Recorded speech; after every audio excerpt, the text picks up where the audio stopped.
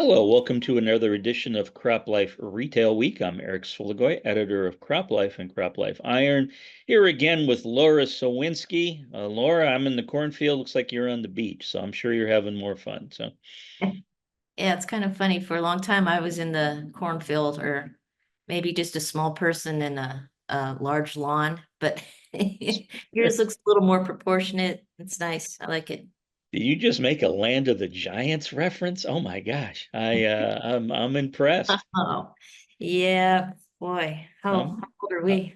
I was going to say if you growing up in the as a child in the 60s, that Lost in Space, that kind of the Voyage to the Bottom of the Sea, that was all standard fare for those of us who were young adolescents who wanted to enjoy a little escapism on television. So if our videographer is putting up stills from all those, I'm sure we'll be getting nasty notes from the Irwin Allen estate. So. So, what you been up to? Where have you been? Well, before we get into that, let's kind of update our viewers because this was something I know I was on the road and at the event I was attending, this particular topic came up over and over and there was a lot of worry and concern. And then of course when I landed last night, I got a nice little link from you saying, "Hey, no need to worry anymore." So of course I'm talking about the dock workers. They actually voted to go on strike on October 1st, which was this past Tuesday as we record this, and there was a lot of speculation on what an extended strike would mean for the marketplace. But lo and behold, I guess there's nothing like a strike to motivate people to negotiate. And well, I'll let you update the viewers, but tell everyone what we've been talking about a lot that basically will not be an issue now. Yeah, I mean it is big news, obviously, when the ILA, which is the union for the longshoremen on the Eastern Gulf Coast, that expired September 30th. So they walked out on the 1st, and it's been kind of a rough week, as we all know. A lot of doom and gloom. Actually, the ILA had not been on strike in nearly 50 years. So this was a big deal for them. Um, and obviously the stakes were high to the economy, to gosh, virtually every sector in the economy that relies on imports and exports and goods and parts and all that stuff. So the good news is USMX, the waterfront employers, as well as the longshoremen, agreed to they agreed to a 62% pay raise over 6 years for the longshoremen. Nice. The master contract will stay in place until January 15th. So it's an extension, if you will. But the issues yet to be resolved are automation at the port. That's a big one, and a couple other things. So for the time being, thankfully, it's a big deal, honestly, to have them back to work, and the disruption would have been significant, as we all know. So that's great news to end the week on and to start the next week. Yeah, as I know myself, again, this is, we're looking U.S. rail strike, Canadian rail strike, and I know there was a lot of speculation what it was going to mean, and of course, things kind of were resolved through government action in those two instances. And I know the Biden administration had said in the dock workers that it was not going to step in. Mhm. And there was a lot of speculation in the marketplace. I know I was getting a ton of emails from people kind of spelling out the worst case scenarios for all this if an extended strike was going to take place. Um, and like I say, I got your link last night as I landed, and I spent this morning basically deleting a lot of emails that no longer apply. So as a journalist, I feel for everyone who put together all those nice articles about what could have been, which thankfully isn't going to happen, but I still feel bad that they put in all that time and effort, but that's what we do in the marketplace. We report on what's going on at the moment and speculate what it could mean. And sometimes the rug does get pulled out from under us, but In this case, it's a good rug. It's a Yeah, real pretty weave. We like that. indeed, indeed. Well, So, hey, so we've brought everybody up, but I guess you have some other news to share with our viewers that will bring us right back down to earth. So, and of course, I'm talking about some of the latest survey data regarding growers and how they're feeling in the marketplace. So, Laura, take it away. yeah, no, thank you. I don't want to underestimate how wonderful it is that the dock workers are back to work. I mean, that really is huge, but at the same time, it's hard to ignore kind of everything that is out there right now for farmers. I was just reading the Georgia Department of Ag looking at some of the crop damage from Helene. According to uh, Department of Ag, every commodity was impacted: cotton, pecans, poultry, and timber amongst the hardest hits um, in the ag sector. And in addition, while it's still early in the assessment stage, the state expects Helene to be more costly than Hurricane Michael in 2018, which caused 2.5 billion in agricultural damage. So, yeah, we were talking to several people in the Southeast this week as part of our ABCs of ESA special report, which we'll talk to at the end of the program here. But Mhm. yeah, it is very, very bad and probably not getting the coverage, at least on the national news, that it warrants. The poultry farms alone, just incredible damage there. So we'll keep an eye on that. I know the USDA is stepping in, um, trying to help as much as they can. So, we'll see what's going on there. And while the ILA's contract expired September 30th, so did the extension of the Farm Bill. So that's another, some of the discussions we've been having this week. So, um, small chance, but the current Congress may try and put something together, or it will roll over to the next Congress, beginning of next year. But just had some discussions with people this week that just emphasized over and over again how much that's hurting to have that farm bill not be completed. So, Right. yeah, and I hate to pile on, but it just really reflects the state of the farm economy right now. September's Purdue CME Group Ag Economy Barometer came out this week as well on October 1st. Farmer sentiment was down in September. The index fell 12 points to 88. And in addition, both of the barometer sub indices, the index of current conditions and index of future expectations, were down. So overall, this is the weakest barometer and future expectations readings since March 2016, when the farm economy was in the throes of an economic downturn. So for the big things that are weighing on farmers' minds: number one, commodity prices, followed by input costs, the future of agricultural trade, and lastly, how the upcoming election could affect their farm operations. So yeah, a lot of a lot of we're just in that period right now. And again, for me, just talking to people right now, what does this mean? How are people getting through it? And just one thing that particularly folks that have been in this industry, for their entire lives and have a generational background in the farming thing, it's like, it's seasonal, it's cyclical, this is, the ups and downs. This is what the ag industry looks like. So, there's some of that, we're just gonna get through it and things will take a turn upward, hopefully sooner than later. But yeah, we're just in the midst of it right now.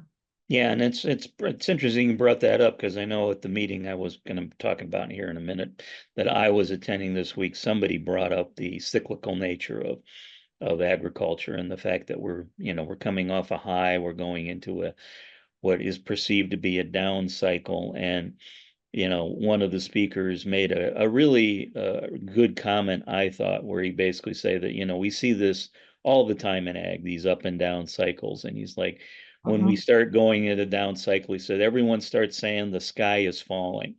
And he mhm. said, if you really think about it, given our marketplace and what we've seen historically, that the sky's not falling, the sky is just moving. And that sometimes creates new opportunities for those people who are great innovators. So, Yep, yep.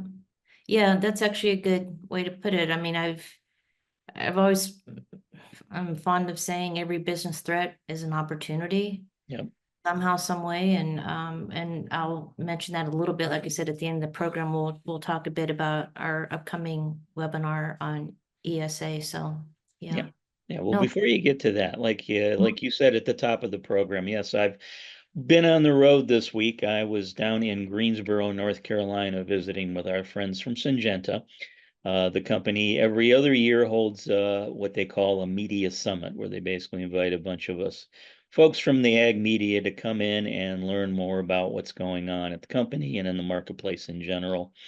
And this year, one of the items on the agenda was a retailers talk, talking about ag retailers and how important they are to Syngenta and its marketing programs in agriculture. And I have a video clip here from Ross Winkle, who was the head of the National Accounts and Customer Service for Syngenta.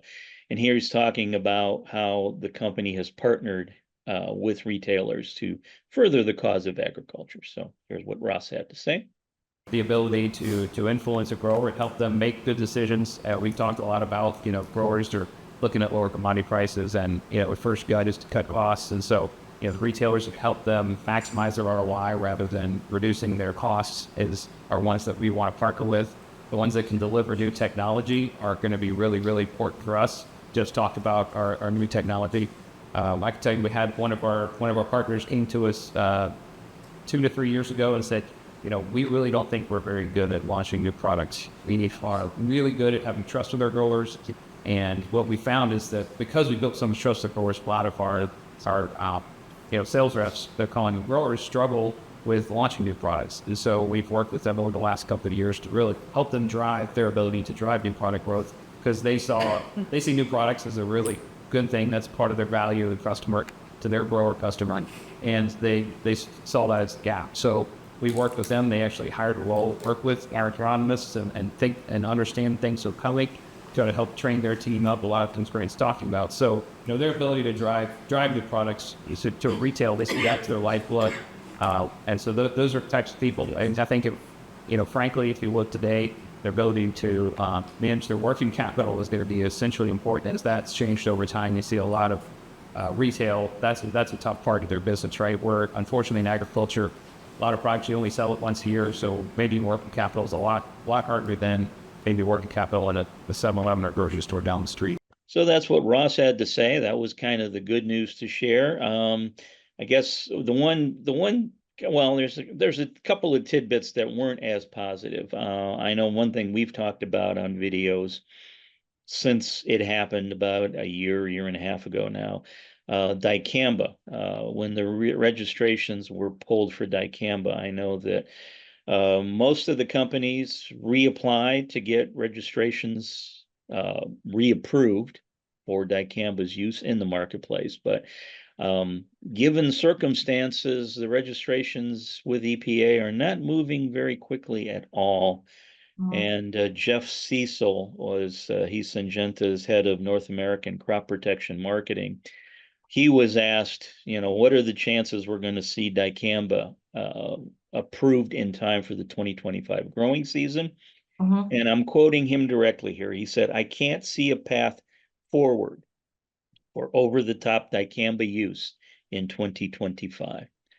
So that was his direct quote. So basically, it looks like going into next year's growing season, there will need to be alternative herbicides being used in fields because dicamba will not be available. So Good to kind of get these comments. I mean, like I said, just sometimes I feel, we're just in, like I said, we're in the midst of it. It's not pleasant to have to kind of be the bearer of bad news or things that are, at the very least, present a lot of uncertainty. And that's just where we're at. Yeah, and uncertainty was a key word. Again, we mentioned, of course, ESA, the Endangered Species Act, and Mm. back in August, the EPA released some of the rules that we are going to now adhere to in agriculture when it comes to applying for registrations or re-registrations for products, when it comes to using the ESA as a sort of a guideline to get those approvals. And that is causing a lot of uncertainty in the marketplace. I know at the Syngenta event, ESA did come up several times. Folks were saying that, that they're trying their best to educate the marketplace on what's going to go on, what's going to happen, what this means, but they said there's still there's a whole lot of confusion out there. And of course, we here at CropLife are doing or are planning to do our part to maybe help get some of the education around ESA, out to the marketplace. So coming up mid-November, we're actually going to do a webinar talking about ESA. So Laura, if you could inform our viewers what we're going to be talking about and how they can find out more. Yeah, just to recap, the herbicide strategy was released by EPA at the end of August. So as you said, yeah, just a lot, every segment of the ag supply chain will be affected, from, suppliers and distributors to the retailers, and certainly the growers and farmers, which frankly have a lot of responsibility under these new this herbicide strategy and the other strategies that the EPA has as well. It certainly warrants, and we're getting on it in a variety of ways with the special report. The theme of our special report and our coverage, which will extend into next year as well, but the ABCs of ESA. And we'll start off, as you mentioned, on November 15th with the webinar. And this will be more of an interactive webinar. You and I will both be moderating. We'll have a panel. We're just putting the final touches on confirming who will be on that panel, but will be a lot of Q&A, PowerPoint light, if you will, more a discussion and kind of back and forth, exploring some topics, taking some questions from the audience. And then in December, our special report will be polybagged, if you will, with the December magazine. And we will also extend our coverage into next year as well. But a lot of the discussions and interviews that I've been conducting as part of the special report, just getting some clarity around what this means and who's going to do what, how long it's going to take. Does this, what goes into effect now? What will, roll out, if you will? Likewise, some bright spots. A lot of talk about drones and their capacity to really do the more precision type of spraying and such that will be, very, very important. And really just, it's been great. Like I said, it's, the industry, all eyes and ears are, perked up about what this means. And, we're looking forward to the webinar on November 15th. We'll have more details, and then our special report that comes out in December. Yeah, so again, stay tuned, viewers, for more information on those upcoming projects by us here at CropLife. So, all right, well, Miss Laura, we've talked about a lot, so now it's time for your favorite segment of the show. See if we can end on a high note. Time for Fun with Numbers. Yay. What do you got there? Hey, you're on a pretty good streak, so we'll see if you can continue it. And based on what we've talked about, I'm thinking you've got a good chance. So your number this week, it's a range, percentages, 2% to 3%. Okay. So 2 to 3%.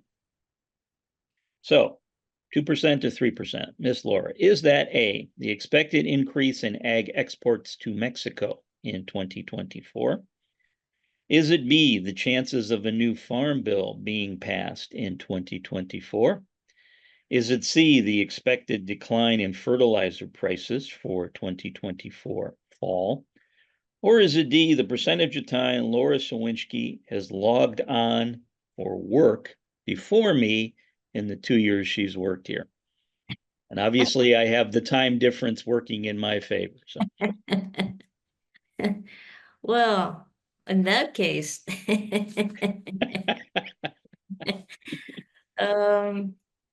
well, 2 to 3%, that's the slimmest of slim. I'm gonna go with B, the farm bill. you are correct. Yes, this was a statistic that was thrown out by Mary Kay Thatcher, who was the government affairs person at Syngenta. She gave a presentation at the Media Summit, basically talking about the situation in Washington, D.C., looking at the upcoming election and other key issues that are important to agriculture. And unfortunately, she said, with the climate going on in Washington, the fact that it's a major election year, that in her estimation, the chances of a new farm bill being passed this year, 2 to 3%. And she wasn't all that confident that, things would move either that quickly in 2025. So possibly a year from now, we may get some movement, maybe next spring or summer, fingers crossed. But in her estimation, it's going to be a long, difficult process to get a new farm bill in place anytime quickly. So All right, well, let's keep our fingers crossed and it's all we can do. optimistic and But at least we have the dock workers working, and stuff will be moving through the that's ports in the United States, which hold on to everyone, everything we talked about, hold on to that, because that will absolutely, be good news for the marketplace. One less bit of uncertainty. So absolutely. You well, said it. yeah. So, hey, on behalf of myself and everyone at the Crop Life Media Group, thanks for joining us for this week's edition of Crop Life Retail Week, and we will see you again soon. If you have questions or comments about today's episode of Retail Week, contact us by email or Twitter, or type your message in the comment section below. Your feedback is important to us. We will try our best to address your thoughts in next week's episode, and be sure to subscribe to our YouTube channel.